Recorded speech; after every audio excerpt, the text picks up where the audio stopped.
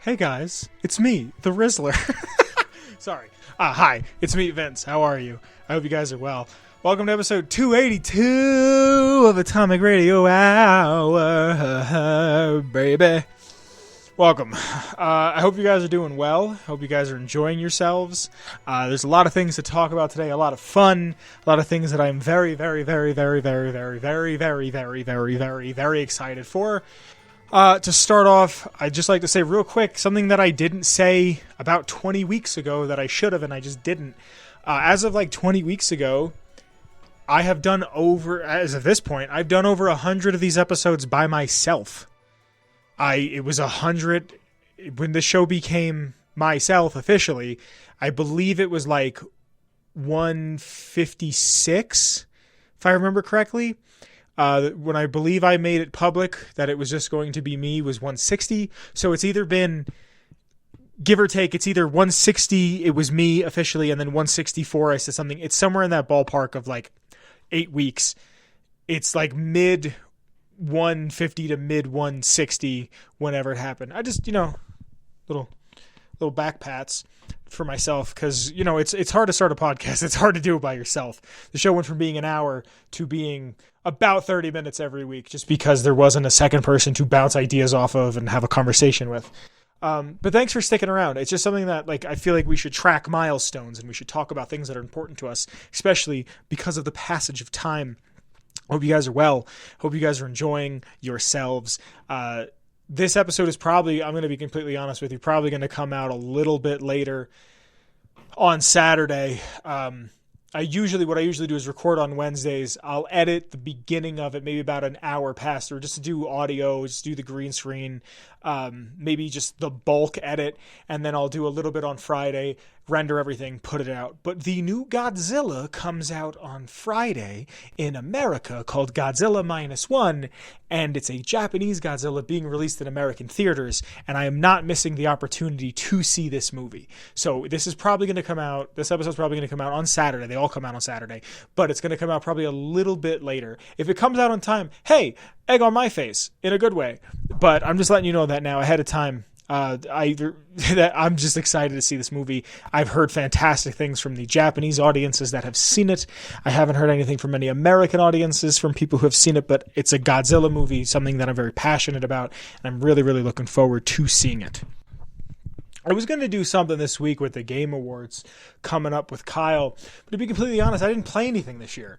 My Game of the Year, I believe, came out last year, so I just thought it would be kind of pointless for me to talk about what I think my Game of the Year is, when the Game of the Year is Mario Wonder, a game I've played a couple levels of, Spider-Man, which I haven't played, Starfield isn't on it. That's like the only game I played from this year. I actually saw something incredible about Starfield today that I didn't know was possible. Kind of spoiled the game a little bit for me, but it was super cool to see. Just there's a ton of detail and a ton of attention that has gone into Starfield, and it very much is a slow burn game. I feel like Starfield is honestly kind of reminds me of The Last of Us 2 in the way that I think Starfield isn't going to be truly appreciated until a few years have gone by, and that's when you'll see people come back and be like, oh, the mod support is great, and the story is better than we remember it, and this and that. And I'm sure we'll get videos that are like, Starfield is actually terrific, here's why, or Starfield is actually garbage, here's why, just because that's how the internet is. But no, I was going to do something for the Game Awards with Kyle, and just with timing, and I believe this comes out and then like 3 or 4 or 5 days later the Game Awards happens. It didn't work out this year, and I know we normally do something. We usually do a big thing for E3. We talk about what we want to see, what we think we're going to see, what has been teased already, and then we talk about what had happened. But it's the Game Awards. There's going to be probably some kid trying to get on stage like there's been for like the past 2 or whatever. But no, it seemed like something that was kind of all for naught, and I hope you don't miss it. I'm sorry if you do, but what are you going to do?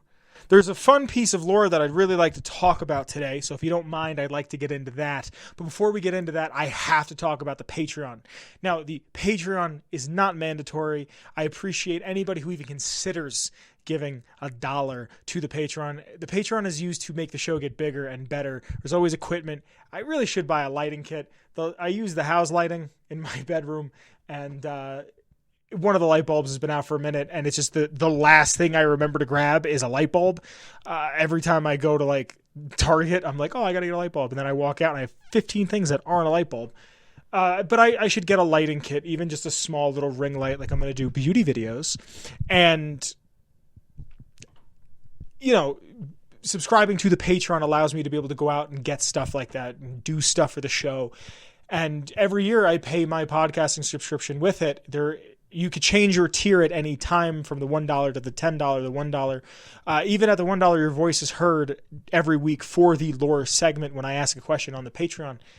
But at the $10 tier, on about every Wednesday, you can hear these episodes get recorded live. And one of my favorite parts is if I do a bonus episode that I'm recording in the future for Kyle, you get to listen to it, and it's a surprise. And I love surprises. So you might sit down and go, okay, I got about 40 minutes of entertainment live in front of me. Turns out to really be closer to 2 hours, because it's Kyle and I talk for a bit, and then we'll record, and then we'll talk for a little bit longer. This is on a bonus episode.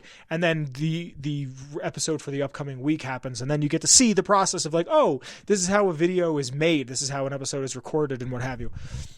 Here's some people I have to thank. I'm going to start thanking these people real quick. These are people that give to the Patreon. First off, I have to thank the OG Noah. Thank you, Noah. After Noah, I have to thank Danny. Thank you to Danny. After Danny, I have to thank Marcus. Thank you, Marcus. For Marcus, I have to thank Mellow Milhouse. Thank you to Mellow Milhouse. And last, but certainly not least, I have to thank Captain Leonox. Thank you to Fine Lot for seeing something in me, seeing something in the show, and wanting to give and help me grow something, carve out a small piece of the internet that I can share with other people. Genuinely means a lot to me. Been doing this for 5 years, and sometimes I forget how cool of an activity this is. And I just have been trying to be more appreciative of everything in my life and the people in my life, and just thank you. I love you guys. So every week I hit the Patreon and I go, hey, here's 2 people from the Fallout universe that I'd like to talk about. Which ones do you guys want to hear about? And at that $1 tier, at the lowest tier, from the 1 to the 10, your voice can be heard in help choosing this week's lore. So I went on there and I thought about what I wanted to talk about. I feel like it's been a minute since I've talked about a vault. And I said, let's talk about a vault. There's also a person I'd really like to talk about. Someone who's just, I've been really on an evil character kick.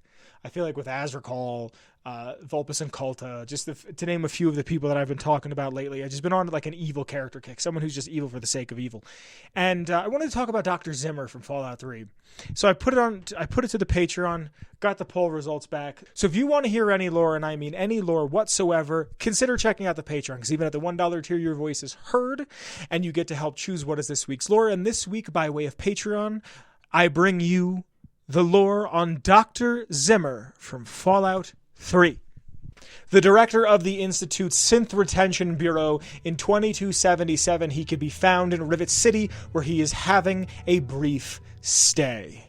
Now, the Synth Retention Bureau is an entire branch of the Institute that is sole purpose, its only job is to track and find and capture synths that have escaped from the Institute. His special are a strength of 3, perception of 6, endurance of 3, charisma of 4, intelligence of 8, agility of 6, and a luck of 5. And he's also 56 years old, which I have a question mark written down here that there's no way he's actually 56 years old. The man looks like he's about 80. Could have just been a mix-up. It's his age is from the official Fallout 3 guidebook, so I doubt that he's actually that age, and it was just a writer. He might have meant to even switch the 56 with the 65 or something, or what have you. Now, on January, February, March, April, May, June, July 10th of 2277, Syverson C, or C. Syverson, a terminal entry from the Institute, a scientist at the Institute, says, latest round of testing complete. Results are all in expected parameters. Informed Dr. Zimmer directly, as he had ordered the test personally. He seemed annoyed with the results, unsure what he was looking for. He declined to specify why he wanted the test to begin with, which I feel like is a very decent way to be introduced to who this character is, even though this is the game that comes out after Fallout 3, the game we meet him in. Because he's a man who wants things. And I don't think he's a man who thinks about the things he wants. He's either told he wants them or just wants them.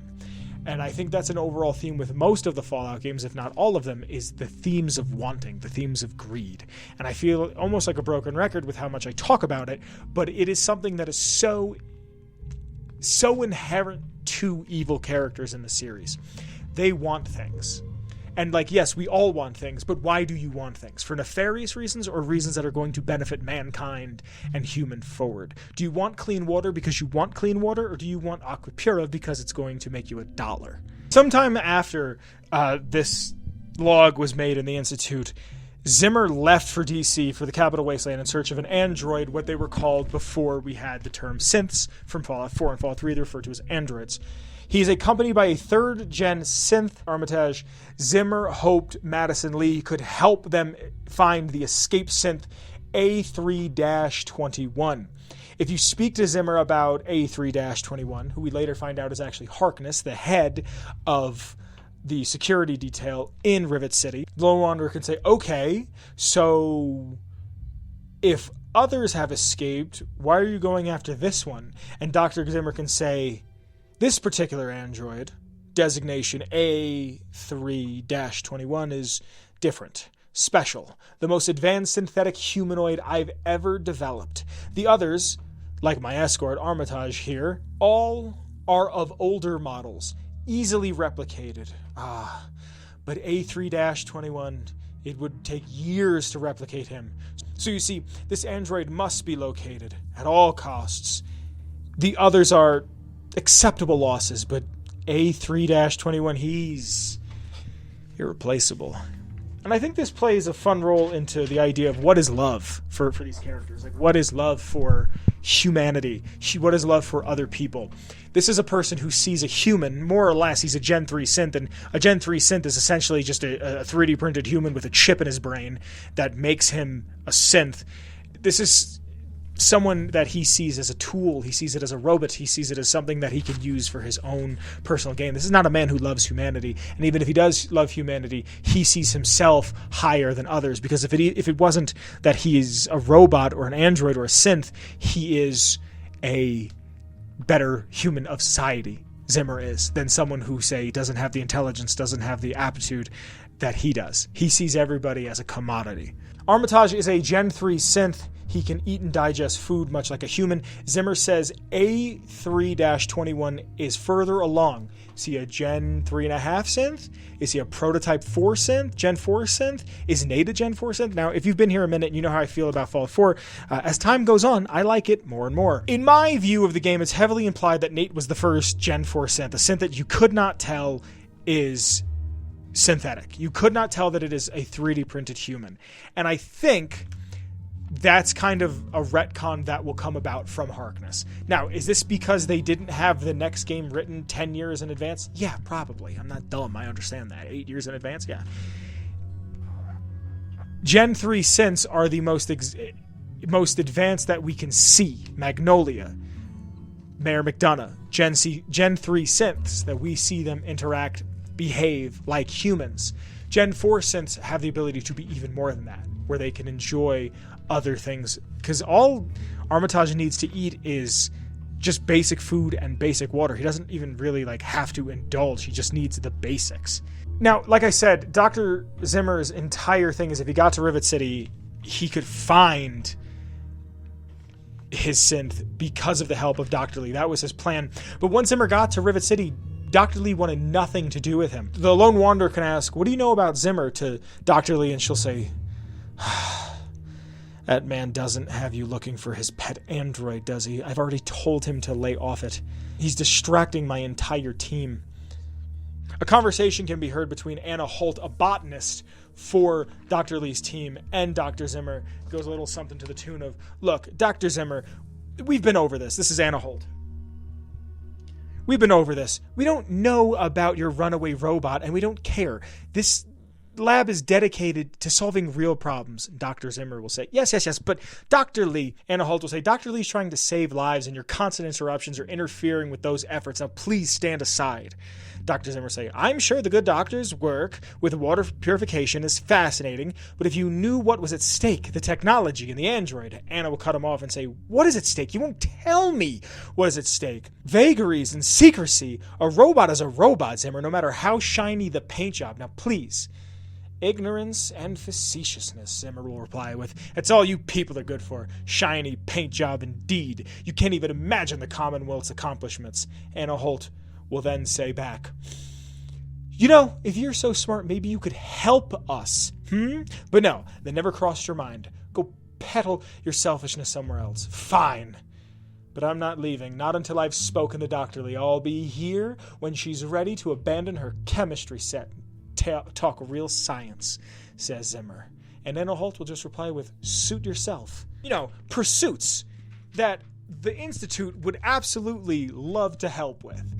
Dr. Lee is in the Institute in Fallout 4.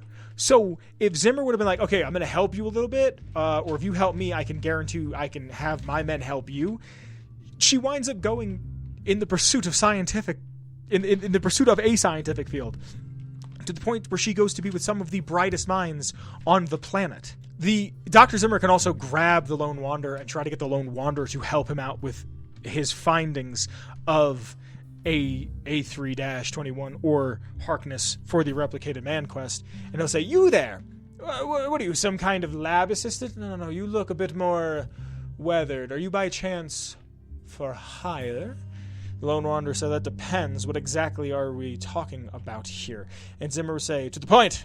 I like that." This is a paraphrase. I'm taking a couple different snippets from what he says from this dialogue and taking the most important stuff. He goes, "To the point. I like that. Well, as it turns out, I've misplaced some of my sensitive property. All you know of robots are those bucket of bolts, these Mr. Handshakes or what have you. You see, in the Commonwealth, we've made artificial persons, synthetic humanoids, regarded to think and feel and do whatever we need. And occasionally, they get confused and they wander off." The Lone Wanderer can ask, "Interesting, but what does this exactly have to do with me?" And Zimmer will say, "You're helping me retrieve the android, aren't you? He's out there, somewhere, in the Capital Wasteland. He must have done something drastic, like a facial surgery and maybe even a mind wipe, or else I would have found him by now. It'll be no easy task. He may not even realize he's an android. Don't upset him by talking with him. Just come and get me immediately, and I will handle it." And this starts that quest. Now, by 2287, we actually get to go into the Institute and see what's going on there. When you go to the Synth Retention Bureau, Zimmer is nowhere to be found, and he's not in the Commonwealth. He's reported missing. Justin Io is filling in for him in the Synth Retention Bureau, and if you ask him about it, he'll say he's supervising the retrieval of some of the more high-profile units in reference to Zimmer. In his absence, Justin Io, keep things running smoothly. There was actually a voice profile for him to be in Fallout 4, but he does not appear. There is something about a man who, he's very much a Burke, I feel like, Dr. Zimmer. He's very much a Mr. Burke, where he is a character who is doing things to justify the ends to his own means. He doesn't necessarily believe in the Institute, but he knows the Institute is safe, will keep him fed, he will have some place to be, and will pay him. And he gets to leave the Institute, which is something that people inside of the Institute don't necessarily get to do all of the time. And that is somewhat of a luxury. And I'm sure that he probably waves that in people's faces, especially a man of his age out there exploring. Is a dangerous man with resources. He's a piece of garbage. And I can see him flaunting that he's a piece of garbage to other people, and they can't really say much because they feel like they're trapped. I hope you've enjoyed that. That was a fun character for me to talk about, but that is everything I have for this week's Lore. Boy, oh boy, do I have a third segment for you guys today. The Fallout show that is coming to Amazon looks amazing behind me. If it hasn't already started, if you're curious about spoilers, maybe don't watch this part, but you could at least listen. There will be, I believe it's 7 or 8 photos from the Vanity Fair article that I'm about to be reading snippets of to talk to you about what this show possibly could look like. Some of these props, the Brotherhood of Steel Knights, the Paladins, Walton Goggins as a ghoul. I love ghouls, and he doesn't have big-ass teeth in this. Just everything about this feels right so far. Do I have rose-colored glasses on? Probably. I'm aware of this, but this is what we have right now, and the show comes out in April, and I'm so very excited to talk about this and give you my thoughts and opinions. Breaking news! Hey everybody, this is me from the editing bay, in the future, but somehow the past. I woke up this morning and saw that the Fallout Amazon show trailer had dropped. Just bad timing on my end, really, that this happened and I didn't get to put this out. So there will be a link in the description to the trailer if you haven't already seen it. It looks really good. Just genuinely really, really, really good. There's a lot about it that I'd like to talk about. The fact that we get to see like a real ghoul and we get to see Walton Goggins and his big ass teeth before, and the song they chose, the Nat King Cole song, fits really, really well. I'm not huge on the emphasis of the Brotherhood. Like, I knew they were going to be there, but I think Fallout has evolved to the point where maybe we don't need the Brotherhood constantly. That's just my own real gripe. The vault stuff looks cool. There's some Leela from Futurama looking as Overseer. The Overseer just has like one eye, which I would love to know why. I want to know what the vault experiment is. Why does the Overseer have an eye? Not two an eye, but un. It's a good trailer. It's a good thing to start with. I wonder how tone deaf it kind of is, though. The one thing that really bothered me is that Amazon also does The Boys, and in the beginning it said the studio that brought you The Boys and 2-day shipping. And is that like a campy on the nose way of saying the game about consumerism brought to you by the company that is slowly destroying the planet? You know what I mean? Like, yeah, we have 2-day shipping, but also we have a booth that you can go scream in, and if your break, a 15-minute break is 15 minutes and 2 seconds because you didn't get back right away, you're fired. And if you deliver for us, you have to piss in a bottle. So, like, is it this meta-contextual? I doubt it. Is it a meta-contextual thing that Amazon was like, we'll do it, and then they're going to slowly, like, make fun of things like Amazon in it? I doubt it, but the world of Fallout is so much, this is what greed is, this is what consumerism is, this is what capitalism does to us. And then the company that just bought $500 million worth of homes to turn it into residential area for their workers, to make them pretty much akin to the coal mining people, the coal mine workers, the miners. What had happened to them in the 1800s in this country. Anyway, it's a very good trailer. It has me very excited. I like the big swaths of openness, open nothingness. It would be behind me, but I'm pretty sure they would take the entire video down, and I'm not re-editing this. When I was doing Lizard Brains, I would put the Godzilla trailers behind me, or at least like on screen somewhere, and it would be an hour-long video, and it would be 2 minutes of that, and Toho would like strike the entire video. So, enjoy the rest of the episode. I'm very much looking forward to it. I talk about the Vanity Fair article. I hope you've seen it. I hope you've enjoyed it. I love you very much. Enjoy the rest of the episode. So like I said, Vanity Fair recently had some things to say. They interviewed the director. They interviewed Todd Howard. Some things I want to talk about. Vanity Fair. These are snippets that I've taken from the entire article. It's written by Anthony Breziacan. Again, I think it's like a law that if you have a hard last name, you have to join journalism, so nobody can quote you properly, which makes me think maybe because I have a hard last name, I should have got into journalism. After the incendiary mushroom clouds, the story flashes forward 219 years. How did humanity fare over those 2 centuries? Lucy, one of the lead characters, has no clue. She has lived her entire life inside a subterranean vault where every need and want was satisfied while generations and generations await the day it is safe to surface. So I'm assuming the first episode will heavily talk about what vaults are, vault life. There's a couple things in here that I don't understand that I'm going to get to. Like, I don't know if I wrote it down here, but they're going to give lore on the Vault Boy. Why does the Vault Boy need lore? Like, if you're going to show me Vault Tech going over like the meeting of like, what's our mascot going to be like? Hey, we hired one of the people from Nuka World. He was recommended highly from John Caleb Bradburton. He designed Cappy and Bottle. And we hired that guy, told him what we were going for, what we were looking for. And because of that, we have now the Vault Boy. That makes sense. I'm okay with that. That's cool. But like, what kind of lore does the Vault Boy have? You don't play as the Vault Boy. The Vault Boy's not a real character. He's in a tactics game, but he's kind of like a what's it called? Like an Easter egg type character.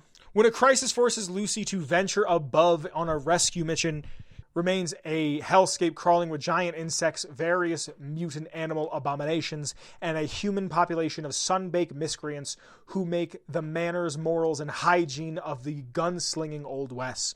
Lucy is nice, but Lucy is naive. In the Fallout universe, humans that begin fortunate enough to ride out the apocalypse in underground communities only had that option available to them because they had money, which isn't entirely true. Some of it was just social engineering. They were tricks. Yes, the intended result was to get to space eventually because the Enclave was trying to start a new society, but it wasn't even necessarily money.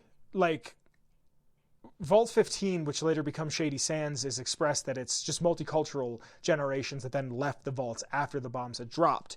It's never said that they had money. I don't really think any vaults were based on money or esteem or power outside of like the one you find in Far Harbor. That was just money, and then they put brains into robots. And it was, even then they let in all the poor people just to show them like wealth disparity and shit.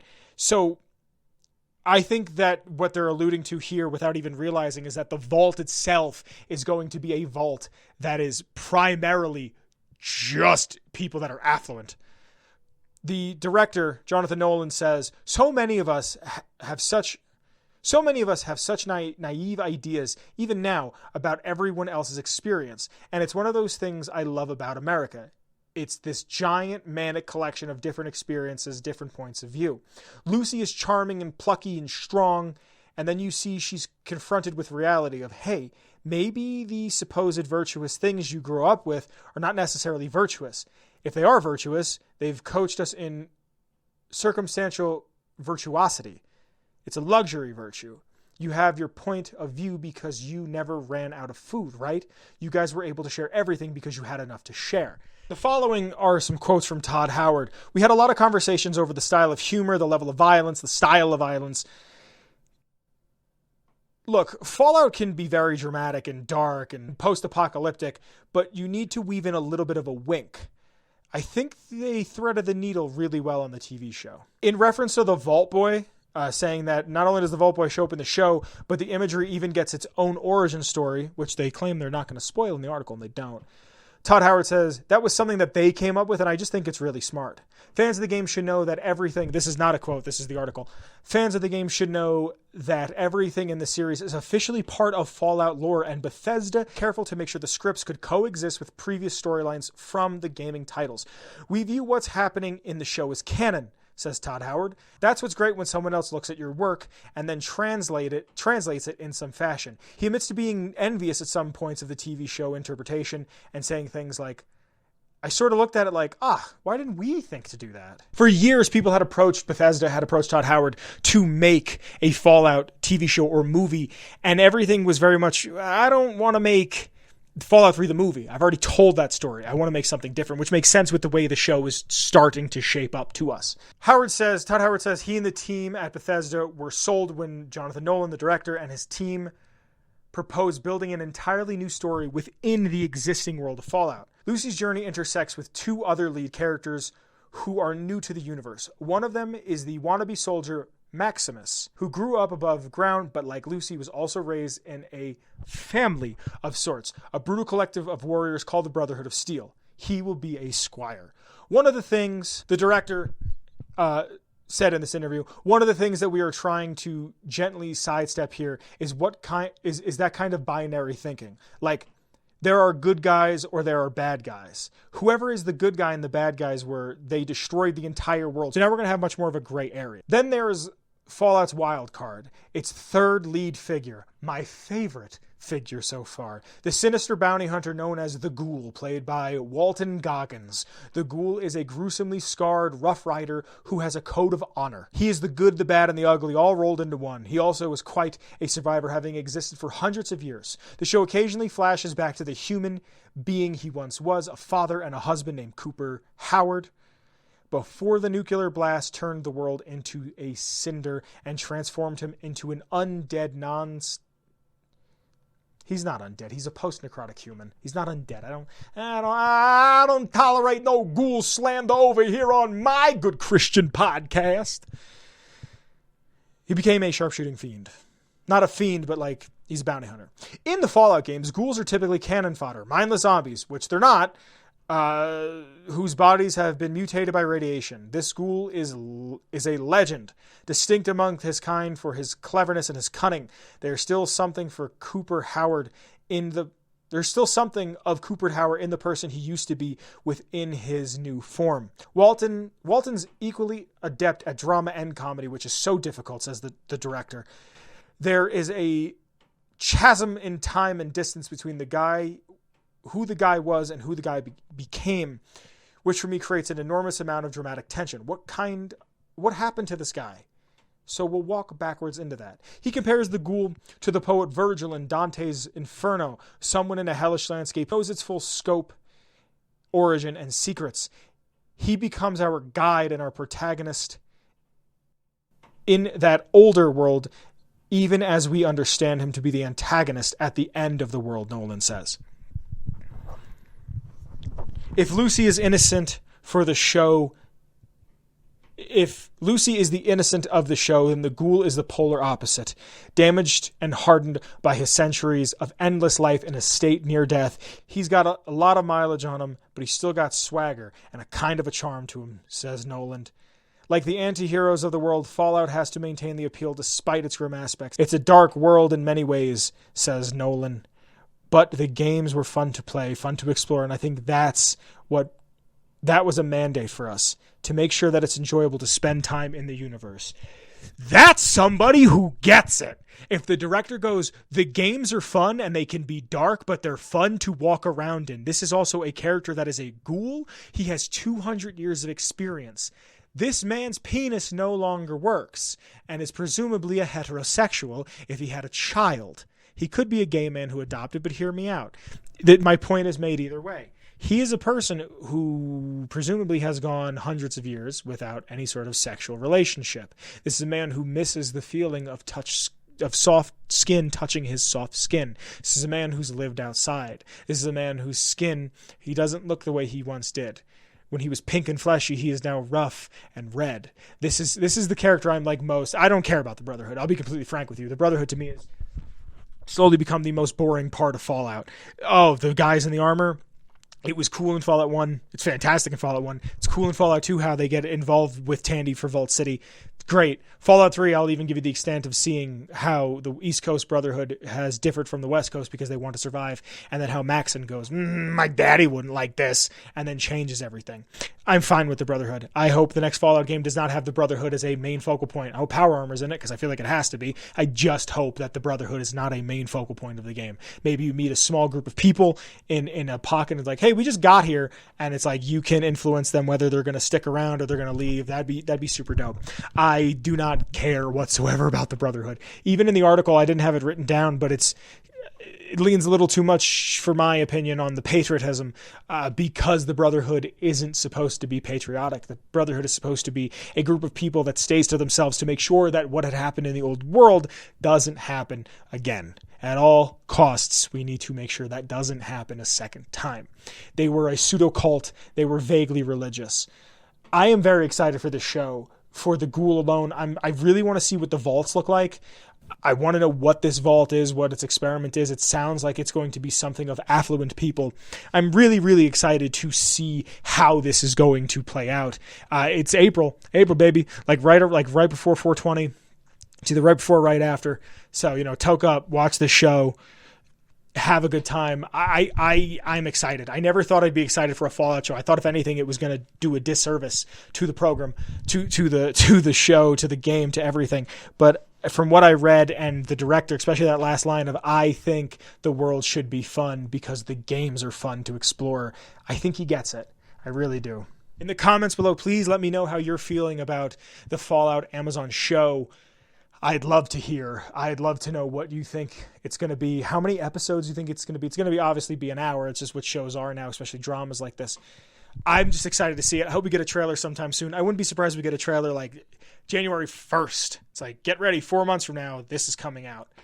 That's all I have for you this week. I hope you guys enjoyed. My name has been Vince. Thank you for sticking around with me.